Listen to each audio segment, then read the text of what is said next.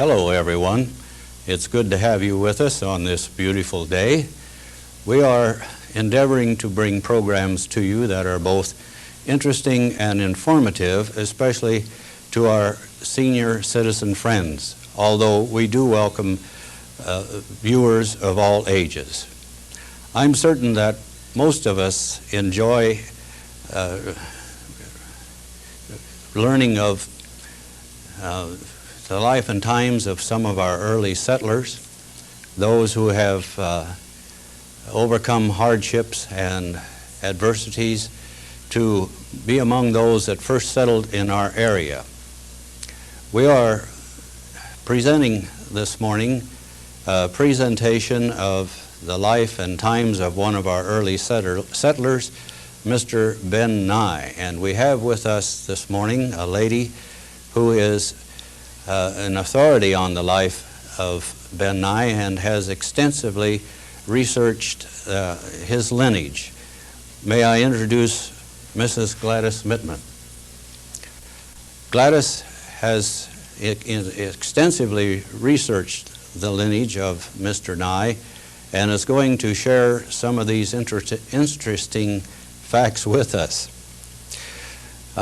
Gladys, we welcome you to our program this morning, and it's our pleasure to have you with us. Thank you. And we'd like to begin by asking you a few questions, and I would probably like to know, was Mr. Nye a wealthy man by the standards of that day?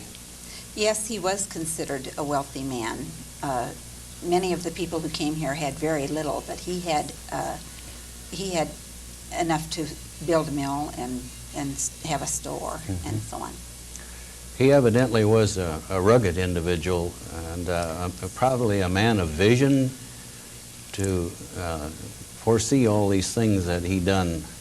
Yes, I think he did seem to be quite a rugged individual, and he did have a lot of ideas of what he wanted to accomplish here, I think. I think this time I'll just ask you to, why don't you tell us more about this man that was one of our early settlers, Mr. Nye. Okay, Mr. Nye, Benjamin Nye, was the first permanent white settler to come to Muscatine County. He settled actually, he did not settle in Muscatine County. It was Des Moines County at that time. There were only two counties in the state of Iowa, Des Moines County and Dubuque County. It was just 200 years earlier that Benjamin Nye's great-great-great-grandfather came from England to Massachusetts, and his name was also Benjamin Nye. We know that the Benjamin Nye who came from England built at least 2 mills in Massachusetts. We don't know if this came down through each generation that they built mills, but Benjamin Nye did build some mills when he got here. Our Benjamin Nye that came to this area was born in Montpelier, Vermont. He was 5 years old when his father died, and he married Azuba Webster, and then they went to Ohio, and their 2 daughters were born in Ohio. When Nye came to this area, he was 37 years old. His wife was 35 years old. His daughter Harriet was 12 to 14 years old, and his daughter Laura was 7 years old. Nye came in the spring of 1834. He built a cabin near the Mississippi at the mouth of Pine River or Pine Run or Pine Creek. It's referred to in many ways. This is in what is now Montpelier Township. After he built his cabin, he went to St. Louis and he laid in supplies and opened a store. He traded mostly with the Indians. Of course, there weren't very many settlers here when that first year. The area, he did lay out a town, and the area was called Iowa. It was later called Montpelier. And the first post office in the area was located there. Now, I do want to point out that this town that he laid out of Montpelier was not the same town that is now Montpelier. It was in 1836, just 2 years after Nye came, his daughter Harriet got married. And 3.5 years later, in the year 1840, Ben and his wife had a pair of twins, and they were named Ben and Azuba after their parents. In December of that same year, when the twins were about 9 months old, they both died on the same day. It was probably during an epidemic. They did have cholera epidemics around that time. Then 4 years later, their daughter Laura got married. Now, Nye did have a store. He built more than one mill. He built several mills. He bought and sold land. He farmed. At one time, Benjamin Nye planned to start a silk mill.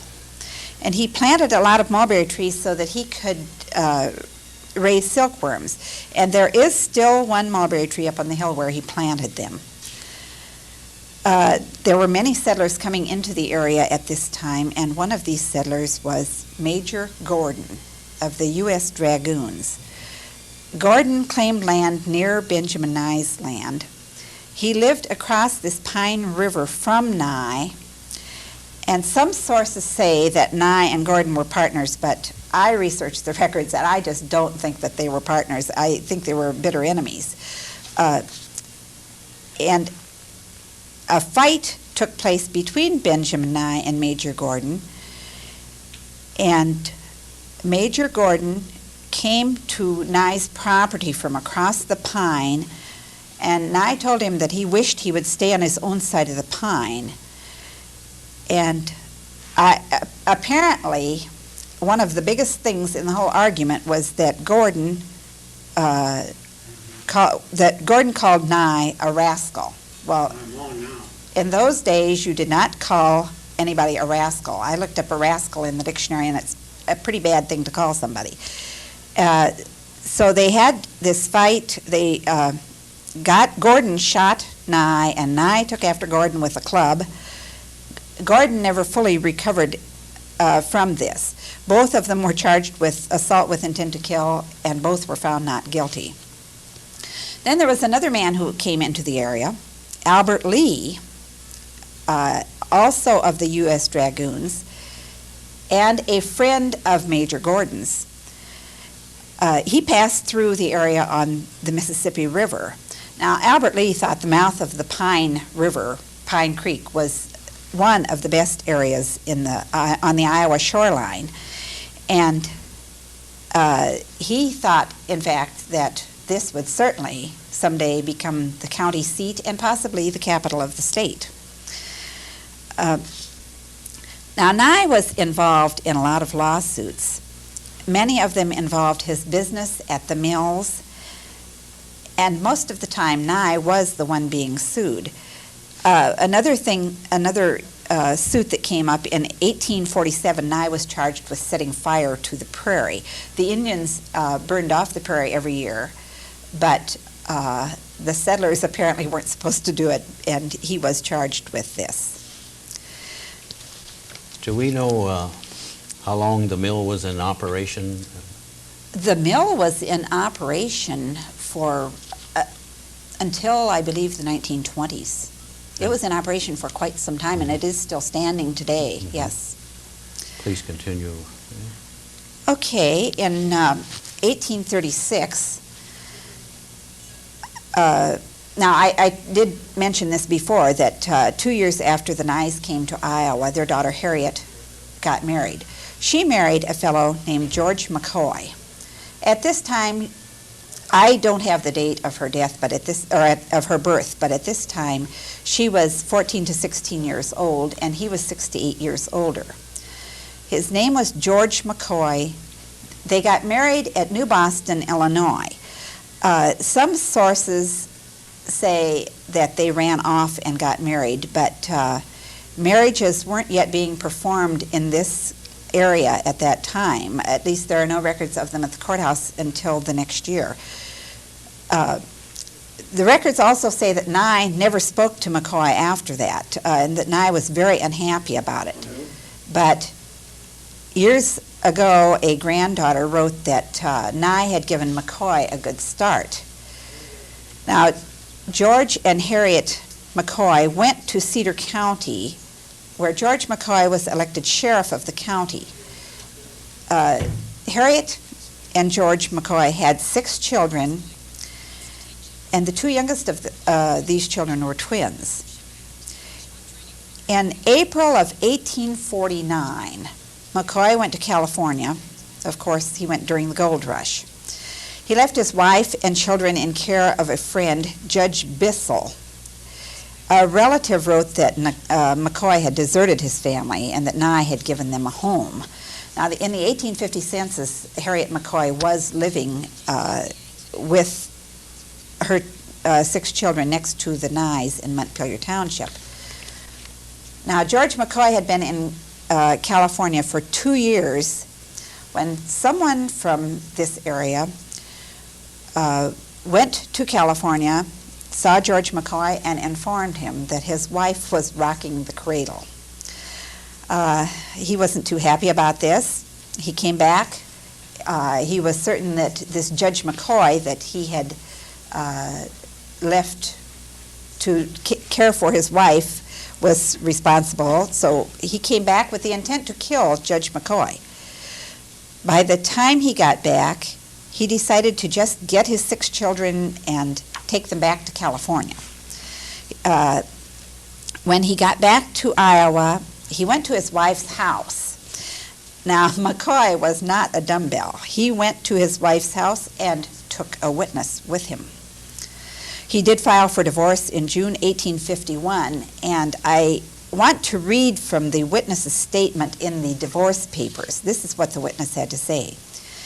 Harriet had a child in her arms about 5 or 6 months old. McCoy asked his wife Harriet who the child belonged to, and she replied that it belonged to Dr. Bissell, as I thought. But she spoke low, and I did not wish to hear any more than I was really obliged to. So I did not hear distinctly what name she pronounced. She said she was sorry but could not help it. McCoy told her he could not live with her and that he wanted to take his children and leave the country, that he did not want them to live in a country where the disgrace of their mother would be thrown up to them.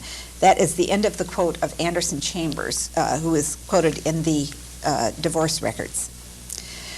In March of 1852, McCoy went to Nye's home to get his children because they were staying at the Nye home. Nye and his other son-in-law, Robert Patterson, took after them and overtook them on a slight bend in the road west of what is now New Era. Now, a fight took place between Nye and McCoy. McCoy had a pistol and a bowie knife, and Nye had a club. Nye was shot and stabbed to death. During this fight, Patterson, the other son-in-law, was also injured.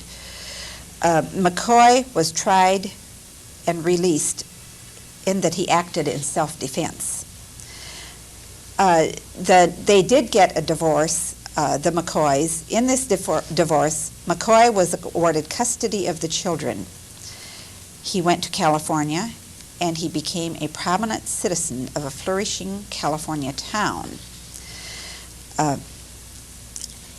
At least one of the McCoy children was sent to Michigan to live with McCoy's brother for a while. At least 3 of the McCoy sons were in the Civil War. 2 were lost in the war. One of these that was lost in the war was in the Confederate Army.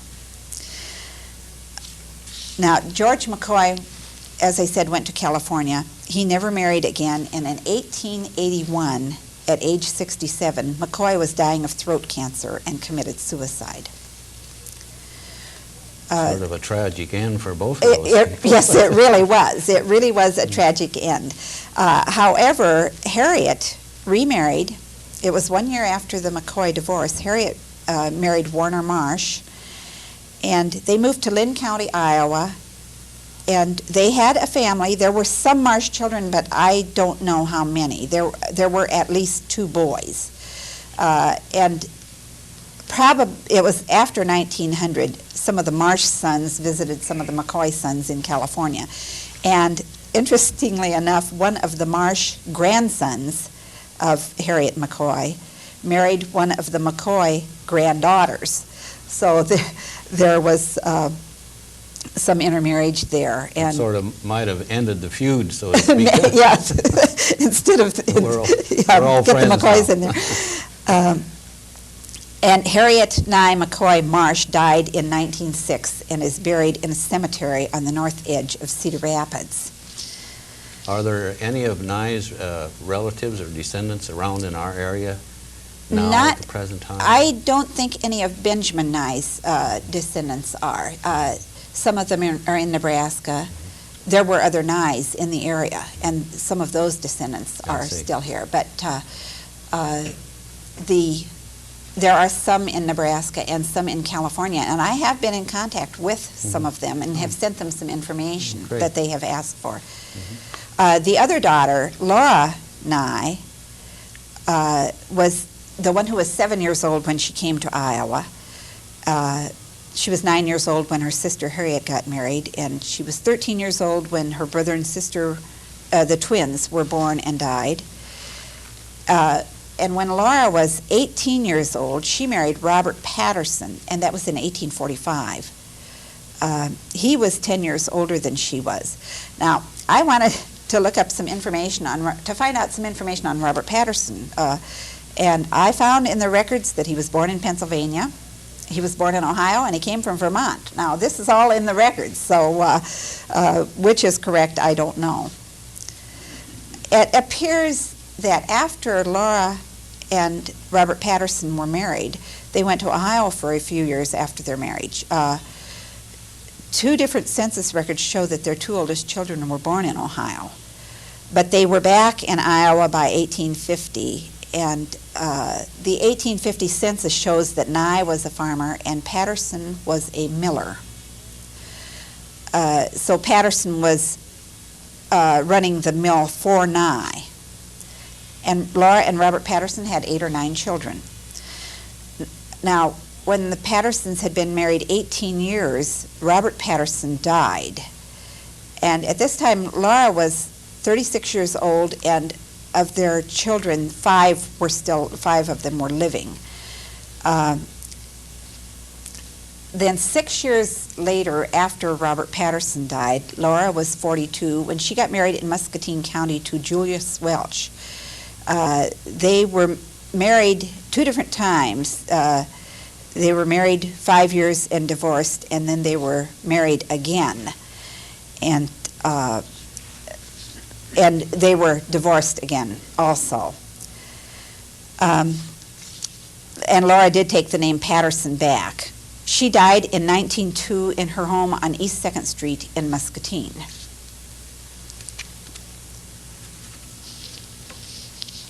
You've really kept a good account of this family, and there seems to have been quite a few through the years, and it's good that you have the account where you can relate to everyone and sort of keep track of them. And it's interesting to know that you've been in contact with some of their relatives from out of state, and that you furnished them some information.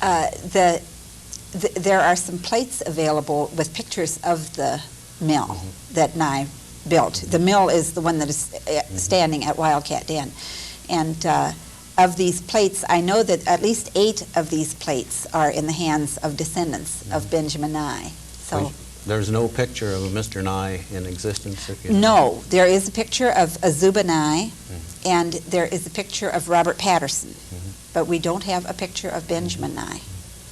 Getting back to the mill, it must have been quite an undertaking to build that, being that with the crude tools they had and no pre-cut lumber and all that. I just wonder how many men or whatever took to build that thing. I really don't know, but it was built of native lumber. Native to our area? Yeah. Yes, yes, it was.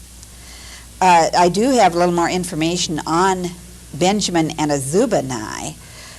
In Benjamin Nye's probate record, I found an inventory of personal property in its value. there were household belongings and tools and implements and livestock and crops and lumber and logs, wood. And there was also a list of property that was sold at a sale that was held. And also in this list, it also tells who bought the property, which is kind of interesting to people in the area who might have had ancestors who may have purchased this property. I'm sorry, Gladys, to interrupt you, but we seem to be running out of time. So we want to thank you for being here with us today and to bring this presentation of this interesting life of Ben Nye. And we also want to thank you, our viewers, for joining us today. We would ask that you would visit with us again, and don't bother to knock, just tune us in.